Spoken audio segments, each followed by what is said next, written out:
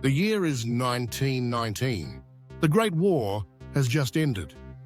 But America is far from peace. A different kind of war is brewing within its own borders. A war on radicalism, on fear, and on the very idea of dissent. Bombs are exploding in cities. A wave of strikes is sweeping the nation, and the specter of a new ideology, communism, looms large. This isn't just about political disagreements. It's about a nation teetering on the edge, convinced it's about to fall. This is the story of the first Red Scare and the ruthless, often illegal campaign known as the Palmer Raids, a period when the United States, in a frantic grasp for order, nearly sacrificed its core principles. To understand the paranoia of 1919, we must first look at the ashes of 1918. World War I had concluded, but it left behind a world reeling. Europe was in ruins. Empires had collapsed, and across the globe, economic instability fueled social unrest. Then, a new player emerged on the world stage, Soviet Russia, forged from the Bolshevik Revolution of 1917. Its leader, Vladimir Lenin, openly called for a worldwide communist revolution, urging workers everywhere to overthrow their capitalist governments. This wasn't just rhetoric, it was a perceived threat to the very fabric of Western democracies. In the United States, anxieties were already high. Over 4 million soldiers were returning home, competing for jobs with an influx of immigrants. Labor disputes, suppressed during the war, exploded into mass strikes. In Seattle, 60,000 workers staged a general strike, paralyzing the city. Police in Boston went on strike, leading to widespread looting. These were seen not as legitimate labor grievances, but as evidence of a looming, sinister revolution. Adding fuel to this bonfire of fear was a series of anarchist bombings. On April 29, 1919, a bomb intended for Seattle Mayor Ole Hansen was intercepted. Days later, 36 similar packages containing bombs, addressed to prominent figures like J.P. Morgan Jr. and Supreme Court Justice Oliver Wendell Holmes Jr., were discovered. Then, on June 2nd, synchronized bombings occurred in 8 American cities.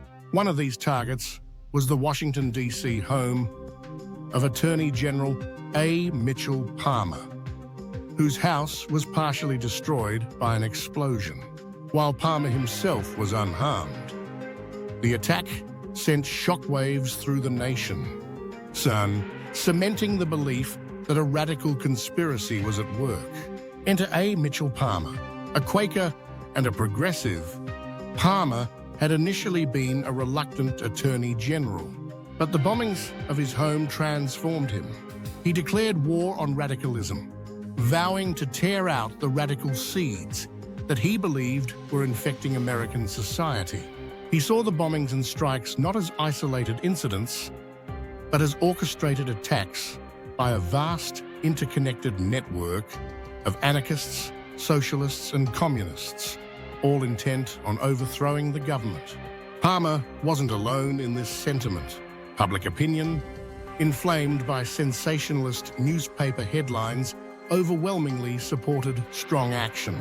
Ordinary citizens, terrified by the perceived threat, were eager for the government to take control. This atmosphere of fear and the public's demand for order created the perfect storm for civil liberties to be eroded. Palmer leveraged his office to launch an unprecedented crackdown. He appointed a young J. Edgar Hoover to head a new division within the Justice Department, the General Intelligence Division, which would later become the FBI. Hoover, methodical and ambitious, began compiling vast dossiers on suspected radicals, many of whom were immigrants. The stage was set for the Palmer Raids. These were not targeted investigations. They were mass arrests, often conducted without warrants or due process. The most infamous raids occurred on January 2nd, 1920, and involved simultaneous sweeps in over 30 cities. Thousands of suspected radicals, anarchists, communists, socialists, and even innocent labor activists were rounded up. Many were immigrants with no connection to violent acts, simply holding unpopular political beliefs. The raids were brutal. Individuals were often arrested solely based on their ethnicity or their membership in organizations suspected of having radical ties, even if those ties were tenuous or non-existent. People were dragged from their homes, detained in overcrowded, unsanitary conditions, and denied legal counsel. Some were beaten. Many faced immediate deportation without proper hearings, their appeals ignored, their lives uprooted. Prominent figures like the anarchist Emma Goldman were among those arrested and deported to Russia. The raids cast a wide net, ensnaring both genuine revolutionaries and countless individuals who merely held dissenting views, chilling free speech and association across the nation. However, the tide eventually began to turn. The raids were so extreme and so devoid of legal justification that they began to draw criticism from unexpected quarters. Louis F. Post, the Assistant Secretary of Labor, a man with the final say on deportation cases, bravely challenged Palmer's actions, cancelling thousands of deportation warrants due to lack of evidence. Many of those arrested were simply members of organizations like the Industrial Workers of the World, IWW, advocating for workers' rights, not revolution. Federal judges also began to push back, ruling that many of the arrests and deportations were illegal. The American Civil Liberties Union, or ACLU, was founded in 1920 in direct response to the abuses of the Palmer raids, committed to defending the civil liberties that had been so flagrantly violated. The true turning point came when Palmer, in his zealous pursuit of radicals, predicted a massive, coordinated communist uprising for May 1st, 1920, May Day. He issued public warnings, increased security, and braced the nation for the worst. May 1st came and went with no uprising. The predicted revolution never materialized. The public, tired of the constant alarm and seeing no tangible threat, began to question Palmer's motives and methods. His credibility and the credibility of the entire Red Scare began to unravel. By the summer of 1920, the first Red Scare had largely dissipated. The immediate threat of communism had been greatly exaggerated, and the public's attention shifted to economic recovery and the upcoming presidential election. The Palmer raids served as a stark lesson. In times of national fear, the line between security and civil liberties can become dangerously blurred. The legacy of the Palmer raids is complex.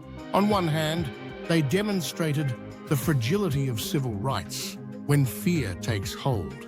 They showed how easily government power can be abused in the name of national security.